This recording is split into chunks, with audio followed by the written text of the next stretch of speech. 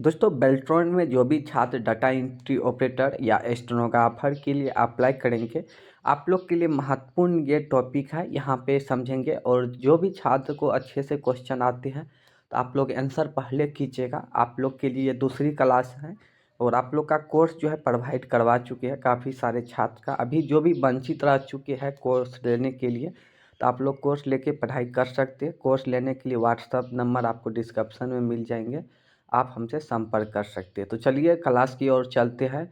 कोई भी कन्फ्यूजन है तो आप लोग कमेंट करके पूछ सकते हैं। बेल्ट्रॉन में जो भी छात्र अप्लाई करेंगे तो 20 तारीख से डीओ के लिए अप्लाई हो रहा है और 14 फरवरी से स्टेनोग्राफर का अप्लाई हो रहा है। 60 साल का परमानेंट जॉब है और इसमें काफ़ी सारे छात्र का कमेंट आए थे कि बेल्ट्रॉन डीओ का वैकेंसी कितना है, स्टेनोग्राफर का कितना सीट है। तो अभी देखिए बेल्ट्रॉन से कोई भी वैकेंसी आती है तो सीट हायर नहीं करती है, कितने सीटों के लिए ये वैकेंसी निकाला गया है। जितने भी छात्र क्वालिफाई करेंगे सभी का ज्वाइनिंग करवाएंगे। तो ये आप कन्फ्यूजन हटा लीजिएगा कि सीट कितना है। जो भी छात्र क्वालिफाई करेंगे सभी छात्र का ज्वाइनिंग करवाएंगे। अगर 2 lakh something 3 lakh student form apply करते हैं, उसमें से 50-60 हज़ार भी क्वालिफाई करते हैं टाइपिंग में, और लास्ट तक में अगर 10,000 20,000 भी स्टूडेंट क्वालिफाई कर जाते हैं तो सबका ज्वाइनिंग करवाएंगे। धीरे धीरे सबका ज्वाइनिंग करवा देंगे, ठीक। तो ये कन्फ्यूजन आप लोग दूर कर लीजिएगा।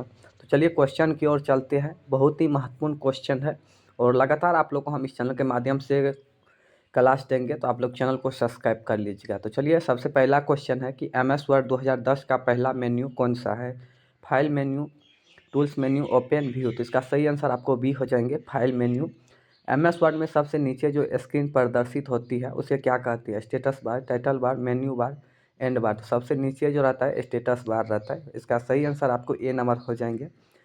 3 में आपको बतानी है कि एम एस वर्ड में सबसे ऊपर दिखाई देने वाली बार को क्या कहा जाता है? टूल बार, टाइटल बार, स्टैंडर्ड टूल बार और टास्क बार। इसका सही आंसर आपको बी हो जाएंगे, टाइटल बार होता है। सबसे ऊपर जो एम एस वर्ड में दिखाई देता है उसे टाइटल बार बोलते हैं, ठीक। उसके बाद यहाँ पे 4 में आपको बतानी है फुटनोट और एंडनोट का उपयोग डैश डैश के लिए किया जाता है? रेफरेंस, सूचना, लिस्ट, पॉइंटर। फुटनोट और एंडनोट का जो उपयोग किया जाता है वो रेफरेंस के लिए किया जाता है। इसका सही आंसर आपको ए हो जाएंगे।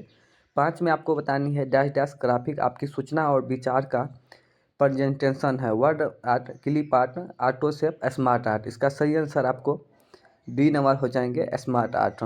6 में आपको बतानी है सिलेक्ट लाइन या राइट अलाइनमेंट करने की शॉर्टकट कुंजी क्या है? कोई भी टेक्स्ट को सिलेक्ट करके राइट अलाइनमेंट करने का शॉर्टकट कुंजी क्या है, ये आपको बतानी है। सबसे पहला आंसर है कंट्रोल आर, कंट्रोल जे और शिफ्ट जे और शिफ्ट आई। तो इसका सही आंसर आपको ये हो जाएंगे, कंट्रोल आर से राइट अलाइनमेंट कर सकते हो। 7 में आपको बतानी है सिलेक्ट लाइन को जस्टिफाई अलाइनमेंट करने की शॉर्टकट कुंजी क्या है? तो इसका सही आंसर आपको डी नंबर हो जाएंगे, कंट्रोल जे से आप जस्टिफाई कर सकते हैं।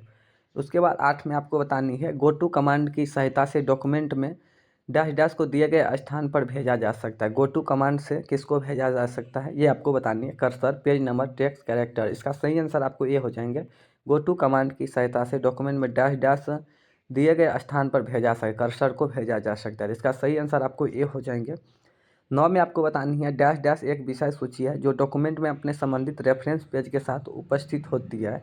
सबसे पहला ऑप्शन है indent, table, clipboard, table of content. Dash dash एक विषय सूची है जो डॉक्यूमेंट में अपने संबंधित रेफरेंस पेज के साथ उपस्थित होता है, तो टेबल ऑफ कंटेंट ये उपस्थित होता है। इसका सही आंसर आपको डी हो जाएंगे।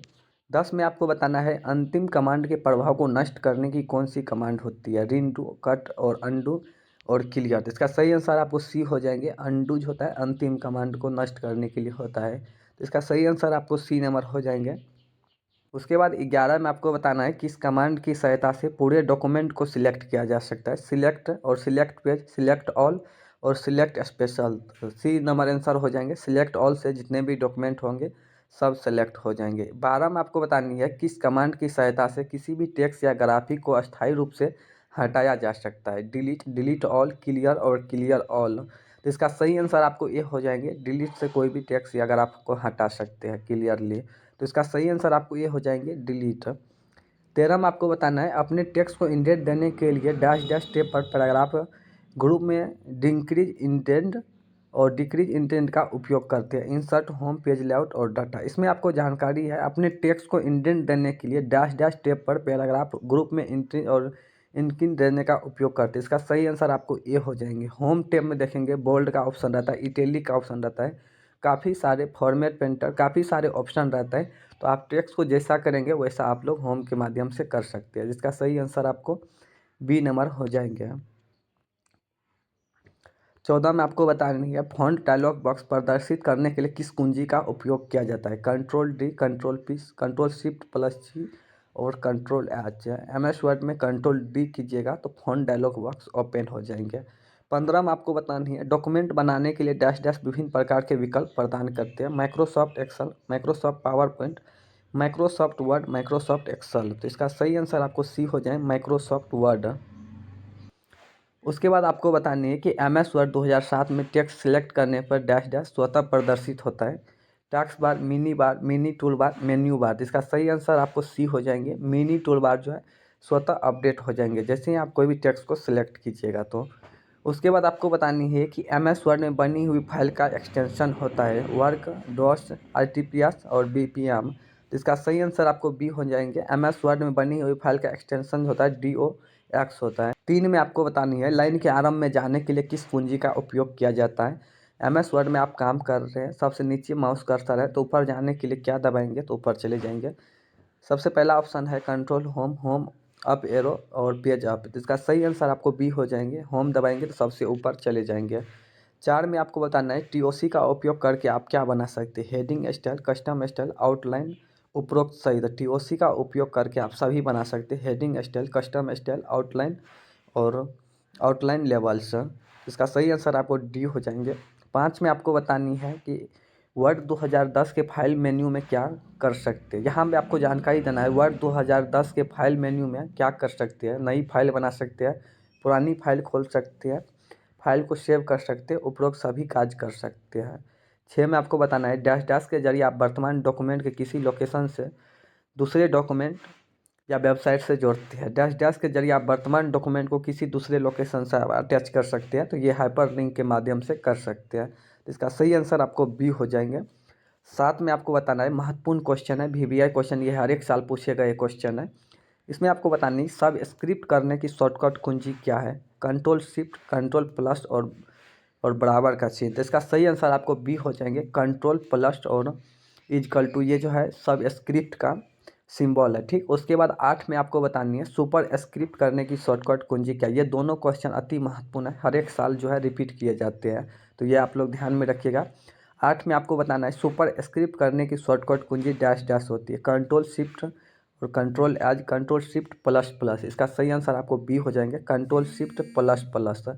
ये जो है आपका सुपर स्क्रिप्ट करने का शॉर्टकट कुंजी है। उसके बाद आपको बतानी है डबल लाइन स्पेसिंग की शॉर्टकट कुंजी क्या है? डबल लाइन स्पेसिंग का शॉर्टकट कुंजी क्या है? ये महत्वपूर्ण क्वेश्चन है।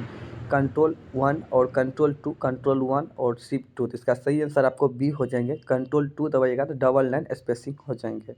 10 में आपको बतानी है किस कमांड के द्वारा अन्य सॉफ्टवेयर से लाए गए ऑब्जेक्ट में परिवर्तन कर सकते हैं? तो सबसे पहला ऑप्शन है change object, object, convert object, इनमें से कोई नहीं।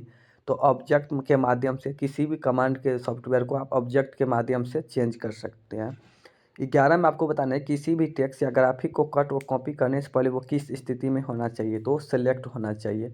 12 में आपको बतानी है कि डैश डैश के माध्यम से शब्दों की शब्दकोश जिसका उपयोग समानार्थक शब्दों को खोजने के लिए किया जाता है, स्पेलिंग, थीसोर्स और रिसोर्स। इसका सही आंसर आपको सी नंबर हो जाएंगे। थीसोर्स के माध्यम से जहाँ वहाँ पे आप टाइप कीजिएगा, जैसे टाइगर टाइप कीजिएगा तो टाइगर आ जाएंगे। तो ये जो है थीसोर्स का ये काम है, कोई भी शब्द को खोज सकते। 13 में आपको बताना है किस कमांड की सहायता से किसी भी टेक्स्ट, फुटनोट, एंडनोट या मार्क को सर्च किया जा सकता है?